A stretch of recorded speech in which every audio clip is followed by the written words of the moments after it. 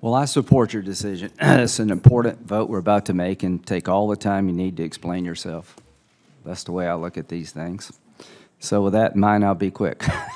Bottom line is, I often disagree with President Trump more than I thought I would in the first 10 days, even though we generally see the big issues pretty much the same. But in this occasion, I find myself enthusiastically supporting his pick, and let me tell you why. I think Jeff Sessions is qualified. He has dedicated his life to the law before he got into the Senate. He's held responsible positions in the law, and I find him to be qualified. I think he's a good man. I actually like him. I disagree with him some, but I found him to be a good man who will fight to the death for what he believes. But if you can enlist him as an ally, he'll be there for you no matter the political consequences. What I've tried to do with my vote is to understand elections matter. I voted for Holder and Lynch because I thought they were qualified.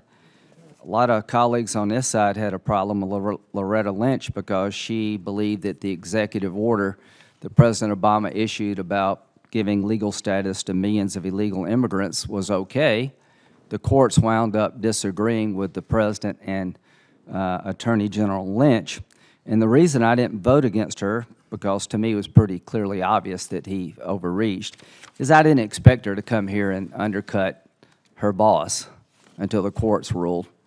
So about Jeff's relationship to President Trump, who do you expect him to pick? I mean, Senator Leahy was okay with JFK picking his brother. Well, you can't do that anymore. But who do you really expect the president to pick when it comes to something like this? Answer that question. I think. You're not a puppet like the one he has just selected. Thank you. I gotta tell you, I'm offended. Senator Leahy, I love your record. My Thank father you. served Have a good day. Department of Justice for a long time. I love this country, and I don't support. Okay. So what was I saying? I was saying that Jeff Sessions is not the first person to be close to a president who advised a president who wound up being in the president's cabinet. Now, is this going to be a test for us all going forward? The fact that he's close to the president doesn't disqualify him at all. It makes perfect sense that somebody who's going to be president of the United States would pick somebody they know, they trust, and share their worldview. The law on terror. One of the main reasons I support Jeff is that I am tired of turning the war into a crime. Suleiman Abba Gaith was bin Laden's son-in-law that was captured, I think in Pakistan, I can't remember, a couple years ago. The son-in-law of bin Laden. He was put on a Navy ship for a couple of weeks, sent to New York and read his Miranda rights within 2 or 3 weeks of capture, not held as an enemy combatant, given a life sentence. And here's what I would suggest, that Jeff Sessions will stop that practice. That if we catch enemy combatants in the future, high-level al-Qaeda operatives, that we're not going to read them their Miranda rights, we're going to hold them under the law of war, interrogate them consistent with the laws of the land and the Geneva Convention, and try to gather intelligence to prevent the next attack. To my friends on the other side, the world is on fire. And somebody needs to come along and change our legal system so we can better defend ourselves. Only God knows how much intelligence we've lost in the last 4 years for an insane policy that treats an al-Qaeda terrorist as somebody who stole your car. As to Dianne Feinstein, I admire her greatly, but we've had this running debate about what an American citizen can and can't do. You can't join al-Qaeda and collaborate with them without consequences. Hamdi versus Rumsfeld, an American citizen captured in Afghanistan, was held as an enemy combatant. Justice O'Connor said we can hold even one of our own as an enemy combatant if, in fact, they have been collaborating with the enemy. And if you get to America, you don't get rewarded. Hopefully, to God, our laws work here, even on our homeland. So I think Jeff Sessions is right and Senator Feinstein is wrong. Bottom line about the job of Attorney General. I think Jeff will follow the law, no matter what his political opinions are. I have no doubt about that.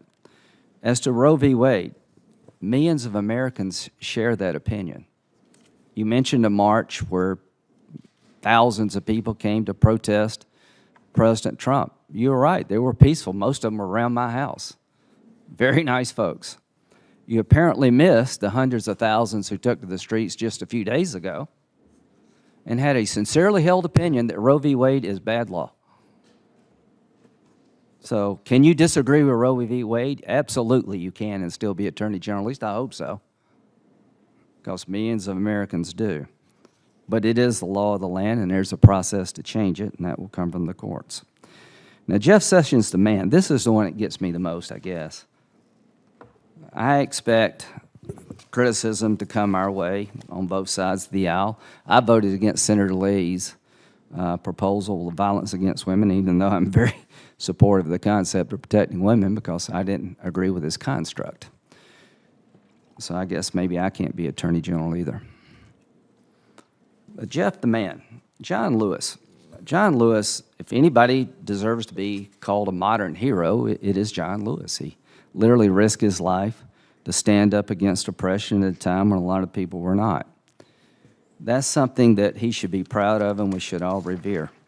But he came before the committee and he made a pretty damning indictment of Senator Sessions. So here's what I'd ask my colleagues to do. Look underneath some of these criticisms and see what you find.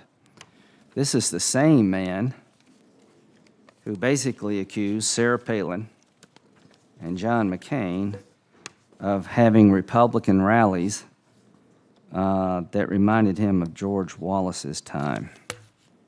Senator McCain and Governor Palin are sowing the seeds of hatred and division, and there's no need for this hostility in our political discourse. And he went on to say that George Wallace never threw a bomb, he never fired a gun, but he created the climate and conditions that encourage vicious attacks against innocent Americans who are simply trying to exercise their constitutional rights. Because of this atmosphere of hate, 4 little girls were killed on Sunday morning when a church was bombed in Birmingham, Alabama.